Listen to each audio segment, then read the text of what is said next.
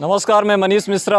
आप देख रहे हैं रिसर्च न्यूज़ की चुनावी चर्चा में इस समय हम ग्राम पंचायत तमरा देश की तमरा पोलिंग बूथ में पहुंचे हुए हैं। इस समय हमारे साथ जिला पंचायत सदस्य के लिए अतुल दुबे जो प्रत्याशी के रूप में हैं वो हमारे साथ मौजूद है।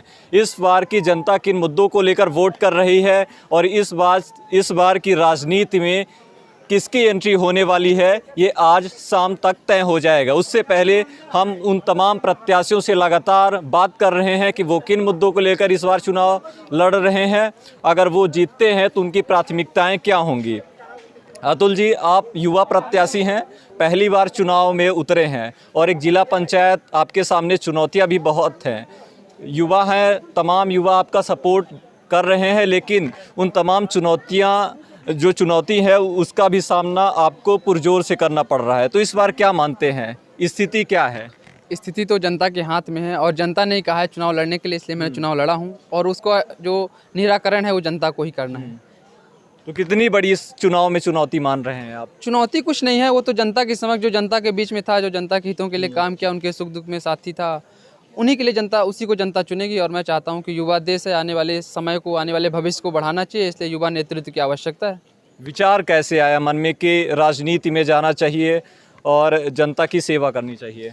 विचार ऐसा है कि जब समाज में कोई समस्या होती है, जैसे कि कुछ समस्याएं होती हैं, कोई जो दुख दर्द होता है वो किताबों में नहीं होता है, वो एहसास किया जाता है। उन सब चीज़ों को हम लोगों ने मतलब झेला है, देखा है, इसलिए इन सब चीज़ों को धीरे धीरे लोग हित करते हुए लोगों के बीच में, समाज में अपना समय दिया और लोगों ने कहा कि आप अगर समाज के हित को बढ़ाना चाहते हैं, कुछ करना चाहते हैं, तो किसी न किसी पद की आवश्यकता होती है, इसलिए मैंने चुनाव में नामांकन दाखिल किया। कुछ करने के लिए पद की आवश्यकता होती है। इस बार की जनता, क्योंकि बहुत सारे प्रत्याशी हैं, आपके ऊपर कैसे जनता भरोसा करेगी और आप कैसे जनता को भरोसा दिला पाएंगे?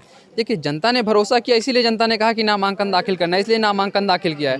और ये तो जनता के हाथ में ही है, ये बात सही है कि उनको निर्णय लेना है कि कौन हमारे लिए अच्छा है, देश का भविष्य कैसा होना चाहिए, नेतृत्व किसका होना चाहिए, ये जनता की अदालत में है। आप युवा हैं, तो इस बार कुछ युवाओं के लिए कुछ नया आपने सोचा कि अगर हमको जनता मौका देती है, अगर हम चुने जाते हैं तो कुछ नया और अलग करेंगे, क्योंकि पानी, बिजली, सड़क, नाली, ये आम सुविधाएं हैं और मूलभूत सुविधाएं हैं और तमाम प्रतिनिधि ये दावा और वादा करते हैं, लेकिन कुछ अलग और नया करने की आपने सोची? देखो, मैं युवा हूँ, पढ़ा लिखा भी हूँ थोड़ा बहुत, और मैं देखता हूँ कि जो गांव में सबसे बड़ी बेसिक मुद्दा है वो है शिक्षा। वो सब ज़्यादा कमज़ोर है और जिन युवाओं के पास शिक्षा मान लो नहीं मिल पाया किसी कारणवश, उनके पास कहीं व्यवसाय का साधन भी नहीं है। तो कहीं कि आज जो समाज का जो युवा है उसको दरकिनार किया जाता है कि ये नशा में लिप्त है या तो गंदे काम कर रहा है कहीं न कहीं, और इस निगेटिविटी को लेकर वो युवा भी उस लाइन में जा रहा है। तो कहीं न कहीं मेरा जो सबसे बड़ा मुद्दा है कि युवा को आगे कैसे किया जा सकता है, कैसे उन्हें रोजगार के साधन दिए जाएँ। आज देखिए, एशिया का सबसे बड़ा सोलर प्लांट यहाँ पर है, लेकिन रोजगार कहाँ दिया जा रहा है? बाहर के लोग आके नौकरी कर रहे हैं। तो कहीं न कहीं ये सब हमारे नेतृत्व की कमी है, इसलिए नेतृत्व को बदलना चाहिए, युवा शक्ति को आगे लाना चाहिए।